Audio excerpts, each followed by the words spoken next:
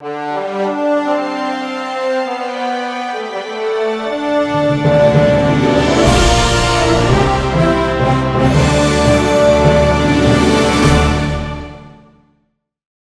for this one, Justin, I'm gonna need you to get on your knees, please. Like this? Is this good? No, the other day you, and this is definitely, I feel like your world, your expertise out of the three of us.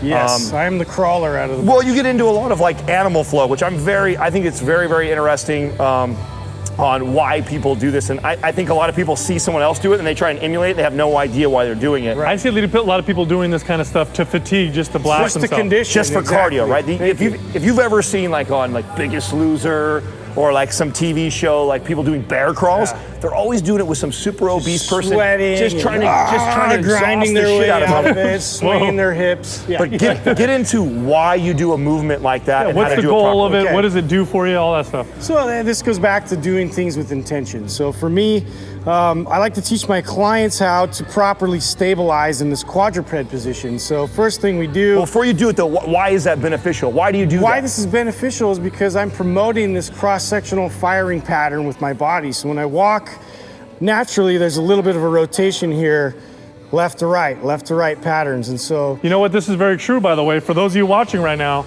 cross-sectional patterning happens when you walk. If you don't believe me, try moving the same side of the body each time without crossing over.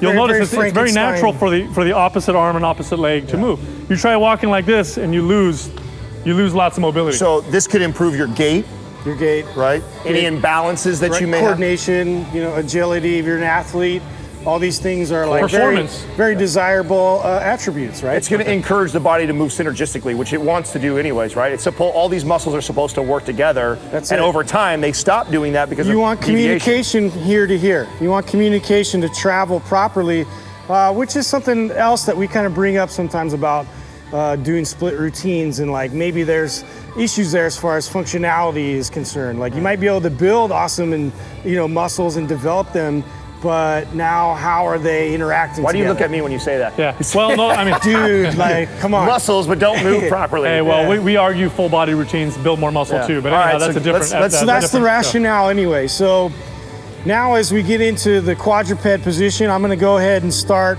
hands and knees. I'm gonna try and get my shoulders over my palms, and I wanna bring my knees up towards my belly button. So this position itself, I'm gonna naturally wanna kind of crunch and tighten and brace my core as I especially then go to lift my knees just about an inch or so off the ground. So you're on your toes and hands. So this position already is challenging for People most don't realize how hard this is. Yes. Just stay like this. We would start a client off before you even bear crawled somebody who's really obese. This would be a move in itself, right? Yeah, absolutely. Just teaching them how to hold and brace themselves properly.